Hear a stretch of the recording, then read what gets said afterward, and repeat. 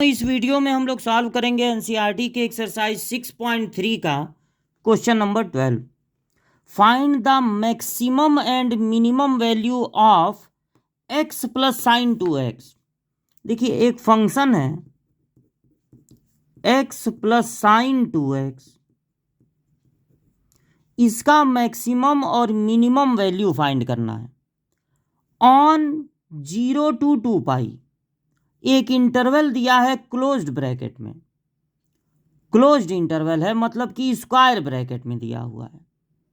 तो जब भी मैक्सिमा मिनिमा में स्क्वायर ब्रैकेट में इंटरवल दे तो फंक्शन का हम एक बार डिफरेंशिएशन करते हैं। सिर्फ x का डिफरेंशिएशन होगा 1। साइन x का डिफरेंशिएशन वैसे तो होता है cos x, लेकिन अब साइन को छुपा लीजिए क्योंकि x नहीं कुछ और है। साइन को छुपाएंगे तो बचेगा 2x, तो 2x का भी डिफरेंशिएशन होगा। तो 2x का डिफरेंशिएशन होता है 2, यानी आएगा 1 प्लस 2 cos 2x। एक बार डिफरेंशिएशन करने के बाद हम लोग पता लगाते हैं क्रिटिकल पॉइंट। अब ये क्रिटिकल पॉइंट क्या होता है? अगर आप किसी फंक्शन का ग्राफ बनाते हैं और ऊपर उठता हुआ ग्राफ अचानक नीचे आने लगे, ऊपर उठता हुआ ग्राफ नीचे आने लगे, या नीचे गिरता हुआ ग्राफ अचानक ऊपर उठने लगे, तो उन पॉइंट्स को कहते हैं critical point.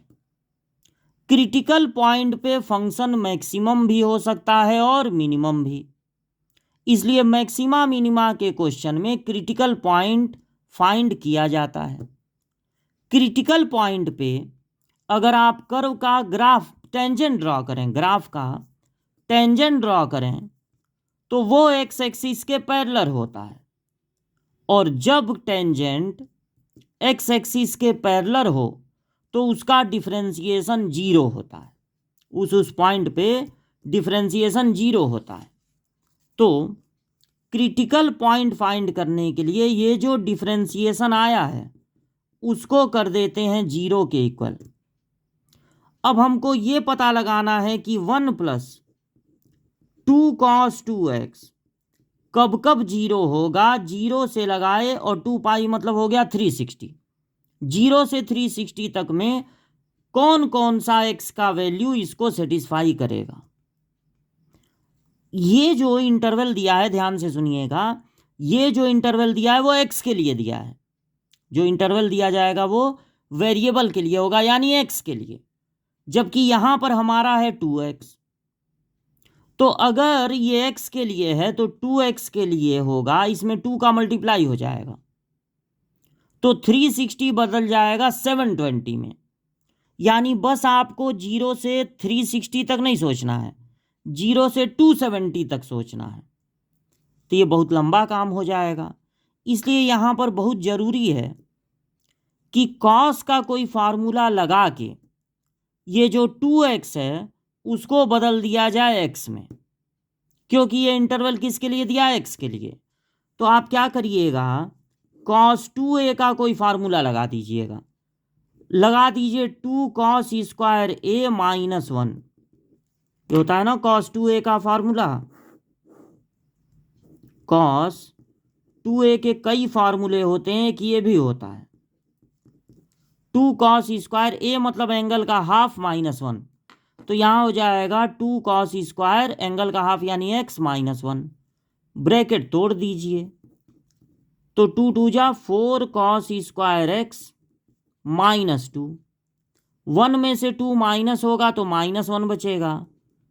4 cos square x वो माइनस 1 इधर आके प्लस 1, यानी cos square x equal to 1/4, यानी cos x equal to plus minus 1/2। अब देखिए, प्लस हो तब भी ठीक, माइनस हो तब भी ठीक, यानी चारों क्वाड्रेंट लेने हैं, चारों क्वाड्रेंट लेने हैं। तो बताइए कब cos की वैल्यू 1/2 होती है? 60 डिग्री पे। अब अगर किसी एंगल को फर्स्ट से भेजना है सेकंड में तो 180 में से उसको माइनस कर देंगे तो आएगा 120। अब 180 इसमें ऐड कर देंगे तो थर्ड में पहुंच जाएगा, 180 ऐड कर दीजिए तो 240। फिर 360 में से इसको माइनस कर दीजिए तो पहुंच जाएगा फोर्थ में। फर्स्ट और फोर्थ में कॉस पॉजिटिव होता है, सेकंड और थर्ड में कॉस निगेटिव होता है। चूंकि यहाँ स्क्वायर रूट निकला है इसलिए प्लस को भी लेना है और माइनस को भी। यानी एक्स की कितनी वैल्यू आई, 4, 60 डिग्री, 120 डिग्री, 240 डिग्री, 300 डिग्री। अगर कॉस की वैल्यू बस प्लस में आया होता 1/2 तो केवल फर्स्ट और फोर्थ वाला लेते, इन दोनों में कॉस पॉजिटिव होता है। अगर सिर्फ -1/2 आया होता तो केवल ये दोनों लेते, सेकंड और थर्ड वाला। लेकिन चूंकि प्लस में भी आया है माइनस में भी, इसलिए 4 वैल्यू मिली। अब क्या करेंगे, 0 और 360 ये दिया हुआ है क्वेश्चन में, ये है अपर और लोअर लिमिट, और 4 वैल्यू हम लोग निकाले हैं। तो अब 4 ये और 2 ये 6 वैल्यू 1/1 इस फंक्शन में रख के देखेंगे और तब पता लगाएंगे कि मैक्सिमम वैल्यू क्या है और मिनिमम। तो पहला वैल्यू ले लीजिए x = 0, तो फंक्शन क्या हो जाएगा 0 पे, 0 प्लस साइन 0 का डबल 0, साइन 0 की वैल्यू होती है 0 तो आया 0। अब 2π, यानी फंक्शन में आप रखेंगे 2π, तो x की जगह 2π प्लस साइन 2π में 2 का इंटू 4π। ये जो 4π है वो 360 का मल्टीपल है तो इसको छोड़ देंगे तो बचेगा साइन 0। साइन 0 की वैल्यू होती है 0 प्लस है तो आ गया 2π। अब जो जो हम लोग खोजे हैं, एट x = 60 डिग्री मतलब π/3 रेडियन, तो अब फंक्शन में π/3 रखेंगे तो x की जगह π/3, π/3 का डबल 2π/3। अब π/3 का मतलब 60, 60 का डबल 120। साइन 120 की वैल्यू होती है √3/2।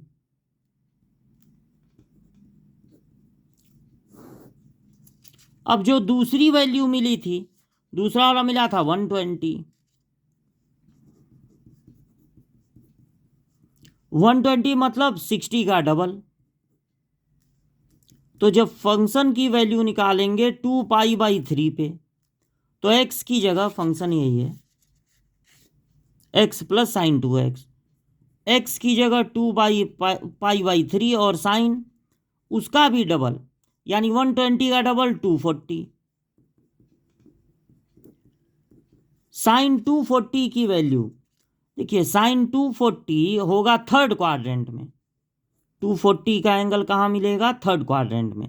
थर्ड में साइन होता है निगेटिव, और ये 180 से कितना ज़्यादा है, 60, तो जो साइन 60 की वैल्यू होती है √3/2, वही यहाँ पर लिख देंगे। 120 पे हो गया। अब फाइंड कीजिए 240 पे, एट x = 240, तो फंक्शन की वैल्यू 240 का मतलब हो गया 60 का 4 टाइम्स, यानी 4π/3। तो पहले x है तो 4π/3 प्लस साइन 240 का डबल यानी 480। 360 से बड़ा है, 360 तक छोड़ दीजिए तो बचेगा 120। साइन 120 की वैल्यू अभी बताए हैं √3/2। फिर मिला है आपको 300, 300 मतलब 60 का 5 टाइम्स, यानी 5π/3। तो फंक्शन की वैल्यू 5π/3 पर फाइंड करेंगे। तो पहले हो जाएगा 5π/3 प्लस साइन 300 का डबल, क्योंकि साइन 2x है ना, 600। ये 360 से बड़ा है तो 360 तक छोड़ दीजिए, तो आएगा 240। अभी साइन 240 की वैल्यू बताएं -√3/2। तो देखिए अब ये जो मिला 1 2 3 4 5 6, आप अगर ध्यान दें तो इन छयों में सबसे छोटा 0 है और सबसे बड़ा 2π है। देखिए ये भी 2π, ये 0 भी नहीं है और 2π से कम ही है। ये 0 भी नहीं है और 3 से इसको वो कैसे 1.33π, और उसमें बस इतना छोटा सा चीज ऐड होगा, तो 2π से बड़ा कोई नहीं है।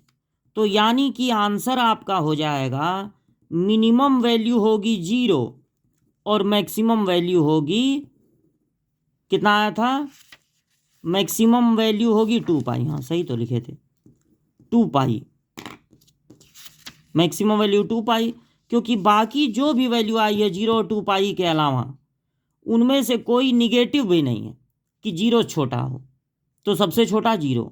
अब कोई भी 2π से बड़ा भी नहीं है। देखिए 2π/3 उसमें कमी हो रहा है, ये 1.33π आएगा, उसमें बहुत छोटा सा चीज़ जुड़ रहा है, तो वो 2π से छोटा ही होगा।